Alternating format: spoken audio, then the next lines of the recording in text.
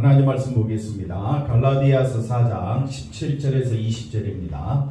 같이 읽겠습니다. 그들이 너희에게 대하여 열심내는 것은 좋은 뜻이 아니요 오직 너희를 이간시켜 너희로 그들에게 대하여 열심을 내게 하려 함이라.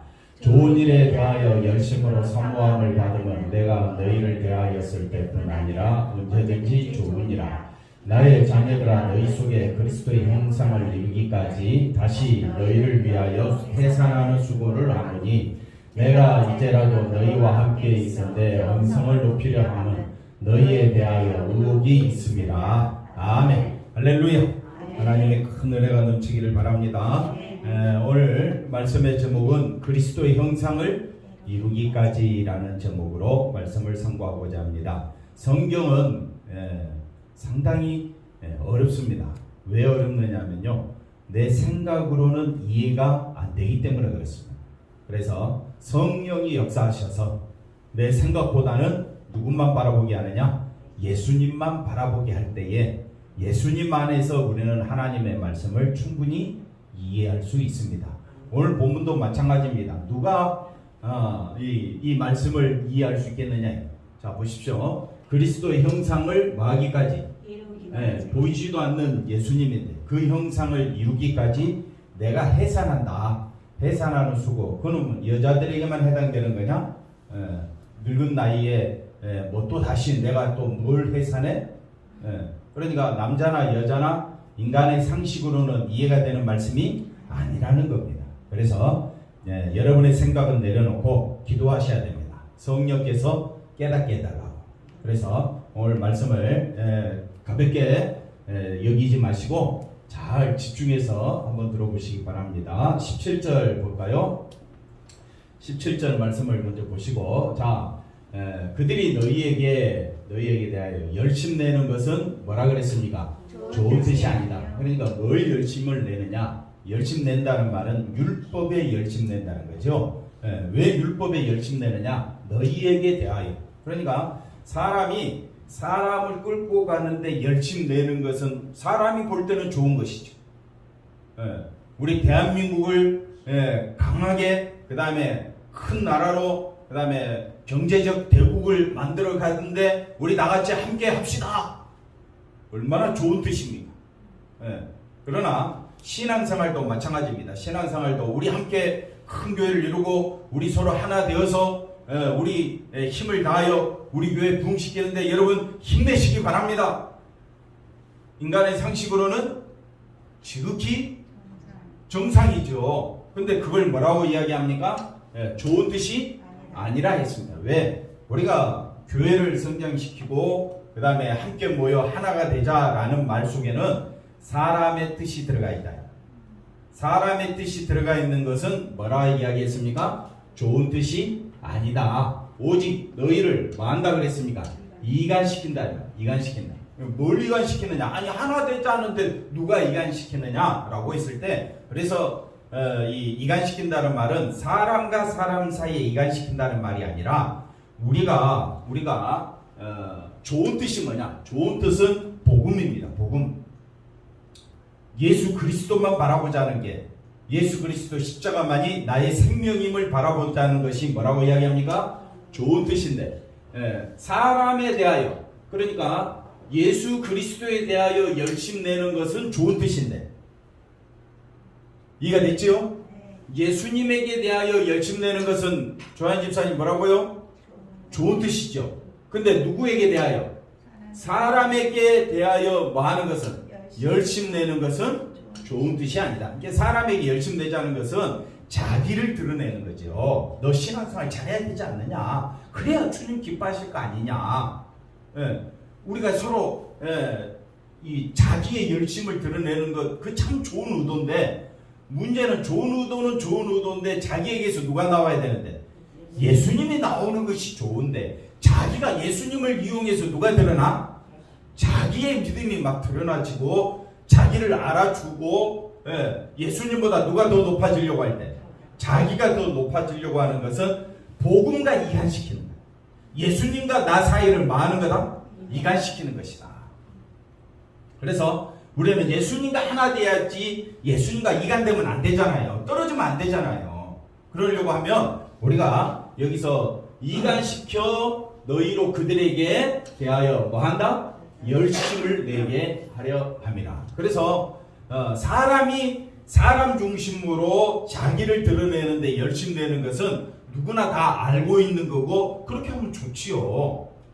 그렇게 함으로 서로에게 기쁨이 될 수 있을지 몰라도 그거는 복음에 대해서 뭐 하게 된다? 이간시키게 되는 것이다. 그러니까 바울이 여기에 대해서 문제를 삼는 겁니다. 그래서 18절 말씀 볼까요? 그래서 좋은 일이 뭐라고 그랬습니까? 예수님을 높이는 거지요. 예수님을 높이는 일에 대하여 열심으로 뭐 한다? 나는 사모하고 있다. 나는 사모하고 있다. 내가 바울이 갈라디아 교회를 대했을 때뿐 아니라 언제든지 나는 이 일을 하겠다. 예수님을 높이는 일만 하겠다. 내게서 누가 나와줘야 된다? 예수님. 그래서 자기 자신을 뭐로 여기느냐? 나는 죄인 중에 개수니라. 아니 사도 바울이 믿음에 우리가 인간적으로 봤을 때 믿음의 경지에 이르렀는데도 자기를 뭐라고 여기느냐? 나는 죄인 중에 개수다. 왜 그 말을 하느냐? 나를 높이지 않겠다는 거예요. 나는 누구만 높이겠다? 예수님만 높이겠다. 19절 볼까요? 나의 자녀들아. 그러면서 예수님을 높이는 것이 뭐냐? 예수님을 높이는 것이 너희 속에 그리스도의 형상을 마기까지 이루기까지 다시 너희를 위하여 뭐한다? 해산한다. 그래서 해산하게 되는 이게 뭐냐? 그리스도의 형상이 뭐냐? 이걸 이제 오늘 살펴볼 거고 20절을 살펴봅시다. 그래서 내가 이제라도 너희와 함께 있어 내 언성을 높이려 하면 너희에 대하여 뭐가 있다? 의혹이, 의심이 있다는 거예요. 의심이라는 말은 예수님을 높이려고 애를 쓰느냐 아니면 신앙생활을 하면서 자기 자신을 높이려고 하느냐. 자기 자신을 높이는 것을 믿음으로 내세우는 것에 대해서 뭐하고 있더라? 의심하고 있다. 그러면 자기 자신을 높이는 것에 대해서 언성을 높이는 거예요. 바울이 언성을 높인다는 말은 바울의 복음이 언성을 높인다 이 말입니다. 바울은 인간적으로 사람 신앙생활 유대교의 신앙생활 잘함으로 믿음 좋은 사람이라 여러 사람들에게 칭찬받는 그 모습에 대해서 사도 바울은 언성을 높이고 그 다음에 뭐가 있다? 의혹이 남아있다라고 이야기할 때 이게 도대체 무슨 말이냐? 이해는 되는데 이게 무슨 말인지 잘 모른다 이 말이에요. 그래서 여러분이 어려울 거 없습니다. 언성을 높인다. 왜? 복음에 대해서 반대적인 입장을 표할 때는 뭐한다? 바울의 복음이 언성을 높이게 되고 예수 그리스도를 높이지 않는 믿음은 뭐하라? 의심하라 이 말이에요. 쉽죠? 여러분에게서 누가 나와야 돼? 예수님이 나와야 되는데 자꾸 이야기하다 보면 누가 중심이 돼? 자기의 신앙생활, 자기 믿음, 자기가 이렇게 왔으니 이렇게 해야 된다는 거예요. 그리고 또 예수님의 십자가보다는 자기 삶이 더 우선이야. 그럼 그런 사람들은 뭘 하라? 믿음에 대해서 의혹하라. 그 사람이 정말 복음을 높이고 있는지 한번 따져보자 이거죠. 저 말씀이 어렵지만은 굉장히 쉽습니다. 오늘 제가 굉장히 쉽게 말씀을 살펴볼 테니까 한번 잘 따라오시기 바랍니다. 자, 오늘 말씀 결론입니다. 결론. 시작함과 동시에 결론을 할 테니까 왜 나중에 이거 이야기하면 또 이게 뭔 말인지 모르니까 쉬우니까 한번 잘 따라오시길 바랍니다. 한번 따라합시다. 새로운 피조물. 누구든지 그리스도 안에 있으면 이전 것은 지나갔으니 뭐라고 이야기합니까? 새로운 피조물이라. 한번 그 다음 말씀 나오나요? 자, 그런데 누구든지 어디 안에 있으면 그리스도 안에 있으면 뭐라고요? 새로운 피조물. 이전 것은 지나갔으니 보라 새 것이 되라. 그러니까 새로운 피조물 새것 어디 안에 있으면 그리스도 안에 있습니다. 그러면 그리스도 안에 있는 것이 뭐냐? 새로운 피조물이라는데 그 부분에 대해서 앞에 거 다시 보십시다. 그래서 그리스도 안에 있다라는 말은 그리스도 안에 있다 이 말은 새로운 피조물이라는 말인데 새로운 피조물이라는 말은 하나님의 형상이 내 안에 이루어진 겁니다. 말은 알아듣는데 실제적으로 눈에 다가오는 것은 하나도 없습니다. 그래서 어려운 거예요. 잘 들어보십시오. 우리는 새로운 피조물입니다. 내 안에 뭐가 있다고요? 하나님의 형상이 있습니다. 그걸 뭐라고 이야기한다고요? 예수 안에 있는 것이라고 이야기합니다. 예수 안에 있는 사람은 예수님의 뭘 받는다? 다스림을 받는다 그래요. 예수님의 다스림을 받는 것을 또 뭐라고 그래요? 새로운 피조물이라고. 그래서 예수님의 다스림을 받게 되면요. 잘 보십시오. 예수님의 다스림을 받게 되면 예수님만이 나의 소망입니다 고백하게 돼. 예수님의 다스림을 받게 되면, 내가 나를 다스리면 누가 높아져요? 내가 높아지죠. 내 일이 먼저지. 네. 내가 높아지려면 내가 열심히 내야 돼. 거기에 집중돼 있어. 네. 그래서 세상에서 부와 명예와 성공을 얻고 싶은 것이, 그것이 바로 누가 다스리고 있다는 증거냐? 내가 나를 다스리고 있다는 증거가 되는 거예요. 그래서 우리는 내가 다스리고 죄가 다스리는 세상에서, 죄가 다스리니까 사단이 유혹을 합니다. 사단이 유혹할 때 선악과를 따 먹으라 했을 때 다스림을 받지요. 사단의 다스림을 받고 죄의 다스림을 받게 되니까 선악과를 본즉 보암직도 하고 먹음직도 하고 지혜롭게 할 만큼 탐스러운 열매다 그랬어요. 그러니까 뭐가 다스림 받는 거예요 지금? 사단, 죄. 사단과 죄의 다스림을 받게 되면 누구 중심이 되어버린다고요? 자기 중심. 근데 우리는 새로운 피조물이야. 그러면 고린도후서 5장 17절에 뭐라고 되어 있습니까? 한번 다시 볼까요? 고린도. 자, 이전 것은 뭐냐면 옛 것이죠. 육체 것이죠. 죄에 사로잡혀 있었던 거죠. 이전 것은 뭐냐면요, 나를 바라보는 거. 항상 복음이 뭐냐면요, 복음은요 십자가 예수님만 바라보는 게 복음이거든요. 근데 복음을 해방하는 것이 뭐냐? 십자가 예수님이 아니라 누구를 바라보는 겁니까? 자기를 바라보는 거예요. 그래서 항상 우리는 이 둘 사이에서 늘 신앙생활이 힘든 이유가 뭐냐면요, 아니 내 중심으로 살아, 거기에만 초점 맞추면 신앙생활 어려울 거 없습니다. 근데 신앙생활은 철저히 누구만 바라보라는 겁니까? 예수님만 바라보. 그래서 다시 앞에 거 보시면 이전 것은 지나갔다. 다시 말하면 죄와 사단의 다스림을 받는 것은 지나갔으니 새로운 피조물은 누구 다스림을 받는 것? 예수님의 다스림을 받는 것. 그러면 예수님의 다스림을 받는 증거가 뭐냐? 예수님만이 나의 소망입니다. 이거는 성령이 아니고는 역사할 수가 없습니다. 그렇게 말할 수가 없습니다. 그래서 성령이 강력하게 역사하며 예수님의 행하신 그 일이 뭡니까? 십자가. 예수님이 십자가에서 나의 죄를 사하여 주시고 나에게 생명 주신 것이 너무 감사해서 나는 이제 예수님만이 뭐가 된다? 나의 소망이 된다. 그러니까 이 네 가지를 다시 한번 더 생각해 봅시다. 하나님의 형상은 뭐라고 그랬습니까? 예수 안에 있는 것이다. 이것은 뭡니까? 다스림을 받는 것이다. 이런 사람을 뭐라고 이야기한다? 새로운 피조물이라고 한다. 그러면 이제 성경적으로 한번 살펴볼까요? 그 다음 한번 넘어가 봅시다. 자, 로마서 15장 12절에 이사야가 이르되 이새의 뿌리 곧 열방을 다스리기 위하여 일어나시는 이는 예수님을 말합니다. 예수님이 있으리니 열방이 그에게 뭘 두리라? 소망을 두리라. 그러니까 열방이 그에게 뭘 둔다고 했습니까? 소망을 두는 것이 예수님만이 나의 소망입니다. 그게 다스림 받는 거예요. 왕의 다스림을 받는 거예요. 온 세상을 다스리는 분이 누굽니까? 예수님이잖아요. 그럼 예수님이 우리를 어떻게 다스리느냐? 우리에게 뭘 주신다고요? 소망을 주십니다. 뭘 주신다고요? 소망. 예수님만이 나의 생명입니다. 이게 나의 소망이다. 이 소망에 내가 다스림을 받게 되면 나는 누구만 높이게 된다? 예수님만 높이게 된다.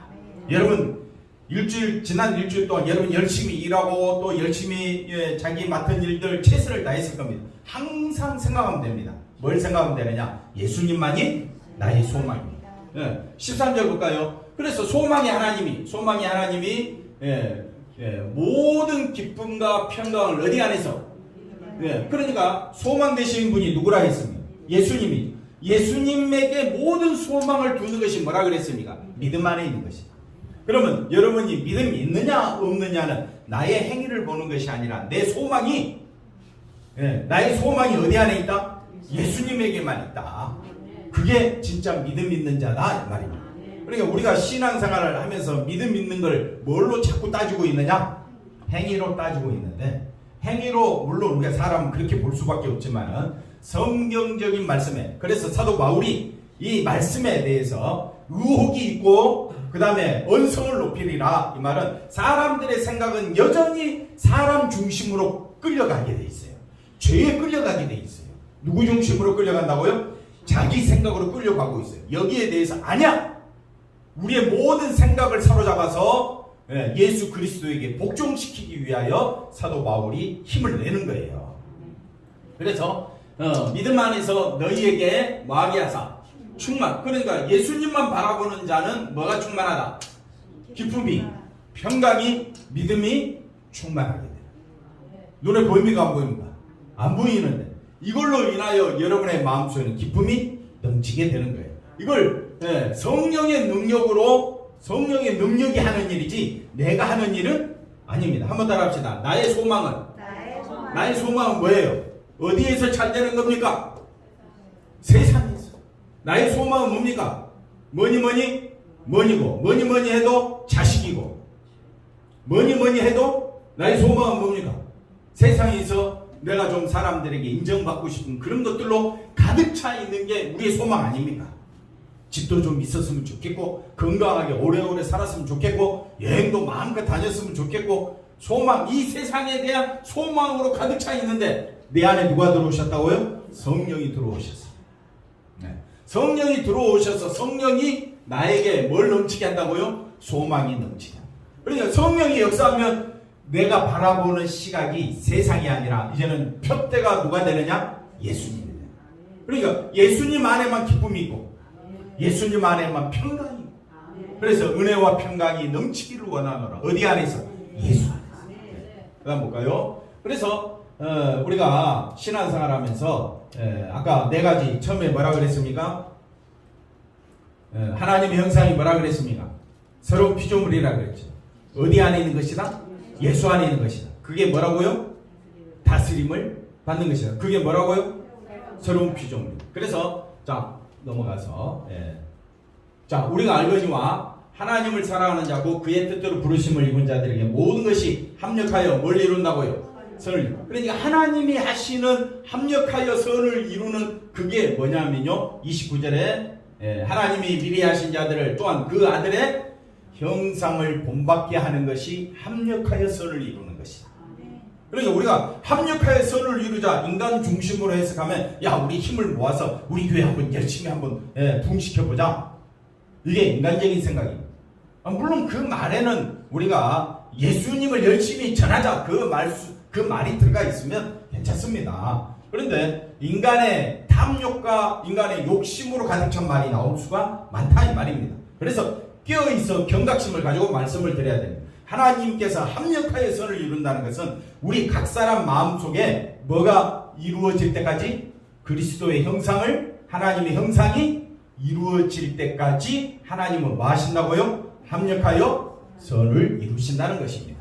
그래서 이 30절의 말씀 보시면 우리를 미리 정하신 그들을 또한 뭐합니까? 부르시고 또 우리를 의롭다 하시고 우리를 영화로, 이 일을 위하여 하나님은 합력하여 지금도 우리를 위하여 수고하고 있다는 것을 기억하시기를 바랍니다. 자, 그 다음 보겠습니다. 그래서 에베소 4장 17절의 말씀 보면 우리가 새로운 피조물이 뭐냐면요, 잘 보십시오. 내가 이것을 말하며 주 안에서 증언하노니 이제부터 너희는 이방인이 그 마음에 허망한 것으로 행함같이 행하지 말라. 이방인은 자기 중심이겠습니까? 하나님 중심이겠습니까? 자기 중심. 그것이 뭐라고요? 허망한 것이다. 세상만 바라보는 것이 우리가 볼 때는 지극히 정상인데 신앙의 세계에서 딱 들어와서 봤을 때는 세상을 바라보는 것이 어떤 것이라고요? 허망한 것이다. 이건 이방인이 하는 것이다. 18절 볼까요? 그래서 그들의 총명이 하나님을 향한 지혜와 총명은 십자가 하나님만 바라보는 것인데 총명이 어두워지고 그들 가운데 있는 무지함과 마음이 굳어짐으로, 무지함과 마음이 굳어짐으로 누구에게 집중되어 있다는 겁니다. 자기에게 집중되어 있는 사람은 하나님의 생명에서 떠나 있고, 그러니까 우리가 생명의 관점, 예수님의 관점에서 보면 예수님을 찾지 않고 자기 원하는 대로 자기 마음대로 살아가는 것이 자기 인간이 볼 때는 지극히 좋은 일인데 그것이 바로 하나님 보실 때는 악한 일이 되어버립니다. 그 다음에 19절 말씀 볼까요? 그들이 이제는 감각이 있습니까? 감각이 없습니까? 감각이 없습니다. 감각이 없으니까 자신을 세상에 방임하고 모든 더러운 것을 다른 말로 뭐라고요? 뭘로 가득 차 있다? 욕심으로 가득 차 있다. 그러니까 오직 너희는 그리스도를 그같이 배우지 아니했다. 그러니까 우리가 그리스도를 배운다라는 말은 욕심대로 세상을 향한 것이 아니라 예수님만 바라보겠다. 이 말은 어떤 말이냐? 21절에 보니까 진리가 어디 안에 있다? 예수 안에 있다. 그래서 참으로 너희가 참으로 그에게서 듣고 또한 그 안에서 뭘 받았다? 가르침을 받은 자는 세상을 향한 유혹의 욕심을 따라 썩어져가는 구습을 따르는 옛사람, 다시 한마디로 줄이면 죄사람, 죄를 향하여 쫓아가는 것이 아니라 생명은 어디 안에 있으니까? 예수 안에 있으니까. 그게 하나님의 생명이 하나님의 형상을 이루는 것이기 때문에 나는 옛사람을 벗어버리고 23절 뭐라고 이야기합니까? 오직 너희의 심령이 새롭게 되어. 심령이 새롭게 되는 것이 뭐냐? 우리가 새롭게 되는 것이 뭐냐? 내가 새롭게 내 자신이 변화된다는 말이 아닙니다. 하나님을 따라가시는 분은 누굽니까? 예수님밖에 없습니다. 온전히 하나님을 따르신 분은 누구밖에 없다? 예수님밖에 없다. 의를 이루신 분은 누굽니까? 예수님이죠. 진리의 거룩함으로 지으심을 받은 새 사람, 완전한 참 사람 되신 분은 누구밖에 없다? 예수님밖에 없다. 우리는 늘 죄의 유혹에 빠져 마귀의 유혹을 빠져 우리 속에서 나오는 것이 뭡니까? 탐욕과 욕심밖에 더 있겠습니까? 우리 속에서 나오는 그런 우리들을 성령으로 역사하셔서 이제 소망을 어디에 두게 하신다? 장건사님, 소망을 어디에 두게 하신다고요? 예수님께 두게 하는 거예요. 그게 마음이 심령이 어떻게 되는 것이다? 새롭게 된다. 그러니까 우리 심령이 새롭게 된다. 새로운 피조물이다. 예수 안에 있다라는 말은 내 소망이 어디에 있다고요? 예수님에게 있다. 그러면 예수 안에 있는 것이 뭐냐? 예수 안에 있는 것이 내가 누구인 줄 알고 예수님만 바라보는 것인데 이 모든 것을 예수님의 다스림을 받는다 이렇게 표현을 합니다. 조금 더 생각해 볼게요. 자, 그 다음에 하나님의 형상이 뭐냐? 하나님의 형상을 창세기에서 한번 살펴보자 이거죠. 자, 하나님이 이르시되 우리의 형상을 따라 우리의 모양대로 우리가 뭘 만들자? 사람을 만들어 그들로 바다의 물고기와 하늘의 새와 가축과 온 땅에 기는 온 땅과 땅에 기는 모든 것을 맞아. 아니 우리 사모님께 뭐예요? 벌써 나왔네. 그러니까 하나님의 형상이 뭐냐? 하나님의 형상은 뭐 한다? 다스리는 것입니다. 하나님은 온 우주 만물을 아주 질서 있게 다스리고 있습니다. 하나님은 하나님의 뜻대로 사람을 만드시고 사람을 다스리고 있는 거예요. 그처럼 하나님의 형상을 입은 사람은 다스림을 받는 존재다. 한번 따라합시다. 죄의 다스림을 받는 것이 아니라 누구의 다스림을 받는다? 하나님, 예수님의 다스림을 받는 사람. 그러면 다스림을 받는 것이 아까 뭐라 그랬습니까? 다스림 받는 것이 뭐라 그랬어요? 소망을 어디에 두는다? 예수님께 두는 게 다스림 받는 거예요. 다스린다라는 말을 우리가 이제 소망을 예수님께 둔다라고 표현을 했는데 그게 해산하는 수고가 됩니다. 그걸 조금 더 또 이따 설명하기로 하고 27절 뭐라고 이야기합니까? 자, 하나님 사람을 창조하셨습니다. 28절에 또 뭐라고 이야기하느냐? 28절에 하나님이 그들에게 뭘 주신다고요? 복을 주시며 생육하고 번성하고 정복하고 그 다음에 뭐하라 그랬습니까? 다스리라. 다스리라. 그러나 우리가 아무리 생각해봐도 여기 새가 우리에게 다스림을 받습니까? 모든 생물이 우리의 다스림을 받습니까? 아닙니다. 다스릴 존재가 됐는데 사단의 죄의 유혹을 받아 자기 스스로 죄의 다스림을 받는 자가 되어버리기 때문에 우리는 하나님의 다스림 속으로 들어갈 수가 없었는데 누가 오셔서? 예수님이 오셔서 성령님이 오셔서 우리의 마음의 모든 소망을 어디에 두게 하고 예수님께 두게 하는 것이 다스림을 받게 되는 것이다. 이까지 이해가 됐죠? 그 다음 보겠습니다. 자, 그 중에 고린도후서 4장 4절에 보시면 이런 말씀이 있습니다. 이 세상의 신이 믿지 아니하는 자들의 마음을 어떻게 한다고요? 혼미하게 하여 그리스도의 영광에 복음의 광채가 비치지 못하게 함이니. 그리스도는 뭐라고 이야기합니까? 하나님의 형상이다. 여기까지 이거 보시고 그 다음 보십시다. 그리스도는 하나님의 형상이다. 그러니까 하나님의 형상은 누굽니까? 그리스도지. 그러면 그리스도를 또 다른 말로 뭐라고 표현하느냐? 그리스도의 형상이 되는 겁니다.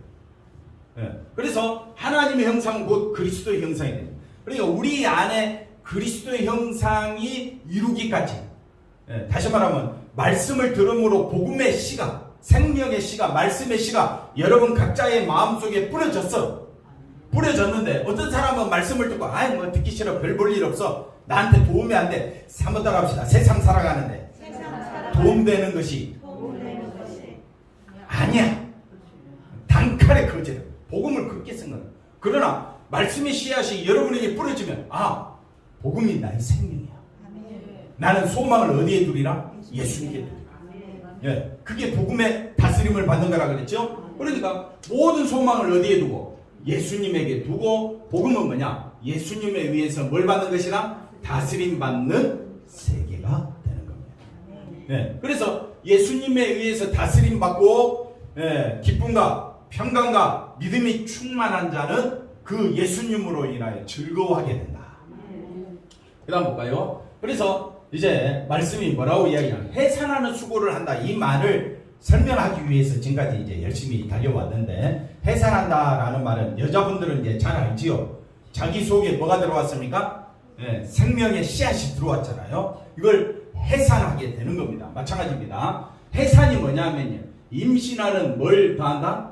고통. 해산의 수고지요. 해산의 수고를 크게 더하리니 내가 수고하고 자식을 낳을 것이며 너는 남편을 원하고 남편은 너를 다스릴 것이며. 그래, 지금 해산하는 수고가 뭐냐면요, 왜 해산의 수고를 주셨느냐.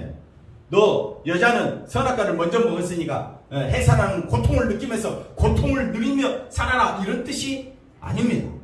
예. 해산하게 됨으로 모든 소망을 어디에 두게 되느냐? 자기 배에서 나온 자식에게 소망을 두게 됩니다. 준이에게 모든 소망을 두죠? 왜 열심히 그렇게 일합니까? 준이 한번 잘 되게 해보려고. 근데 준이가 말 듣습니까? 안 듣습니까? 영민이, 영건이, 윤순이 말 듣습니까? 안 듣습니까? 예? 부모의 마음을 몰라. 자식 둘이나 낳았는데, 자식들이 나는 자식을 위해서 모든 걸 쏟아부었는데, 그게 해산하는 수고다. 한번 따라합시다. 해산하는 수고는 나에게서 나온 자식들에게 모든 것을 쏟아부어라. 그게 여자의 사명이에요. 그러면 남자는 여기와 상관이 없습니까? 네. 남자는 여자를 먹여 살려야 돼. 네. 땅을 갈면서. 그러니까 남자도 결국은 모든 소망을 누구에게 드느냐? 아내와 자식에게. 조동현 집사님 얼마나 고생합니까? 왜? 아내랑 또 누구? 자식 3명을 먹여 살리려고 하니까. 부양하는 가족이 몇 명이에요? 4사람이. 이를 악물고 일을 한다. 이를 악물 수밖에 없는 게 다 모든 사람이 누군만 바라보고 있으니까. 근데 장성하면 이제 떠나면 이제 상관없지요. 문제는 뭐냐면요. 그 다음 말씀 보겠습니다. 자, 잘 보십시오. 아담이 먼저 짐을 받고 하와가 구우며 아담이 속은 것이 아니라 여자가 속아 죄에 빠졌습니다. 이렇게 이야기해놓고 15절에 그러나 여자들이 만일 마하며 정숙함으로써 믿음과 사랑과 거룩함에 거하며 그의 마음으로 해산함으로 뭘 얻으리라? 구원을. 말은 알아듣겠는데 이게 무슨 말인지 몰라. 그래서 잘 들어보십시오. 자, 정숙한 것이 뭐냐? 여자들이 정숙하다라는 말은 자기 이렇게 주변에서 나대지 아니하고 그런 걸 의미하는 것이 아닙니다. 정숙이 뭐냐? 믿음과 사랑과 거룩함에 거하는 것이 정숙입니다. 이해가 됐죠? 그러면 믿음과 사랑과 거룩함에 거한다라는 말은 다른 말로 뭡니까? 여태 설명했는데 답도 안 해줘. 예수 안에 있는 거. 그게 정숙이에요. 밖에서 화면이 나오는 것 같아. 그런데 예수 안에 가면 그가 마음으로 해산함으로 구원을 얻으리라. 그러므로 다시 말하면 예수 안에 있었더니 예수님이 나왔어. 쉽게 말하면 내가 예수님의 씨를 받아들였는데 예수님의 씨가 나온 거야. 그러면 여자가 자기 뱃속에서 낳은 아들에게 모든 소망을 두는 것처럼 내 안에 뭐가 왔다고요? 말씀의 씨, 생명의 씨 대신 누가 들어왔어? 예수님이 들어왔어. 예수님이 들어왔는데 이게 나와야 돼. 쉽게 말하면 나왔으면 어떻게 하느냐? 모든 소망을 예수님께 두는 거야. 왜? 어디에서 나왔습니까? 내게서 나왔어요. 하나님이 왜 말씀의 씨, 생명의 씨를 나에게 주셨느냐 이거예요. 왜? 예수님의 다스림을 받게 되면 예수님으로 인하여 내가 생명 얻었음에 감사하게 돼. 그 예수님에게 모든 소망을 둔다. 그게 어디 안에 있는 것이다? 예수 안에 있는. 그 사람을 뭐라고 이야기한다? 앞에 결론 4가지 있잖아요. 새로운 피조물이고, 그리스도의 형상이 너희 안에서 마귀까지 이루기까지. 이해는 됐죠? 어렵지만은 제가 설명을 잘 못하고 있는 것 같아. 대답을 못해주는 것 같아. 못해서. 그러나 여러분이 자세히 한번 생각해 보십시오. 자, 그 다음 보십시다. 여자가 해산함으로 지금까지 자기만의, 여자가 아기를 낳기 전에는 누구의 세계에 사로잡혀 있었습니까? 자기의 세계에서 즐거움과 기쁨을 찾았는데 자식을 낳고 난 다음에는 모든 소망을 어디에 두니까? 자식에게 두니까 자식을 위한 세계로 모든 것이 바뀌게 된다. 남자도 마찬가지입니다. 부인을 얻었으면 이제는 누구를 위해 살아야 돼? 부인을 위해 살아야 되는데 누구를 위해 살려고 하니까? 자기를 위해 살려고 하니까 늘 갈등 속에 있게 되는 거예요. 남자는요, 누구를 위해 살아야 된다? 아내와 자식을 위해 살아야 돼. 아멘도 안 해주고. 여자는 누구를 위해서? 자식을 위해서 살게 되죠. 자, 그렇죠. 자식을 위한 세계로 모든 것이 바뀌게 되고, 한번 따라합시다. 자식이 삶에 뭐가 됩니까? 이유가 되고 의미가 된다. 그러니까 내게서 이제는 누가 나온다고요? 생명의 씨, 예수님의 형상이 이루어지게 되면, 그러면 다른 말로 이야기하면 너희가 정말 예수 안에 있느냐? 쉽게 말하면 결론은 그렇습니다. 이 말을 어렵게 설명을 했는데 당신이 예수 안에 있습니까? 그럼 모든 소망이 예수님께 있습니까? 그 말과 똑같은 거예요. 송경록 집사님, 모든 소망이 어디에 있다고요? 예수님께 있습니까? 그럼 송경록 집사님 믿음이 대단하십니다. 모든 소망이 어디에 있다? 예수님께 있는 사람. 그 사람이 믿음이 충만하십니다. 그 다음 볼까요? 그래서 성도의 마음속에 그리스도의 형상이 잉태되어 태어났다면 그리스도를 위한 세계로 모든 것이 바뀌게 돼요. 그래서 예배를 위한 삶, 말씀을 보는 삶, 기도하는 삶, 어디 있든지 간에 나는 항상 누구 중심으로 살리라? 예수 중심으로 살리라. 살아도 주를 위하여, 죽어도 주를 위하여. 사나 죽으나 내게는 예수님밖에 없게 돼요. 모든 세계가, 나의 세계가 이제는 누구의 세계로 바뀌게 되느냐? 예수님의 세계로 바뀌게 돼요. 그 사람을 뭐라고 이야기하느냐? 믿음이 충만하신 분이다 라고 표현을 해요. 기도하겠습니다. 하나님 감사합니다. 오직 예수 안에 우리가 살아갈 수 있도록 우리를 인도하여 주시옵소서. 감사하고 예수님의 이름으로 기도하옵나이다. 아멘.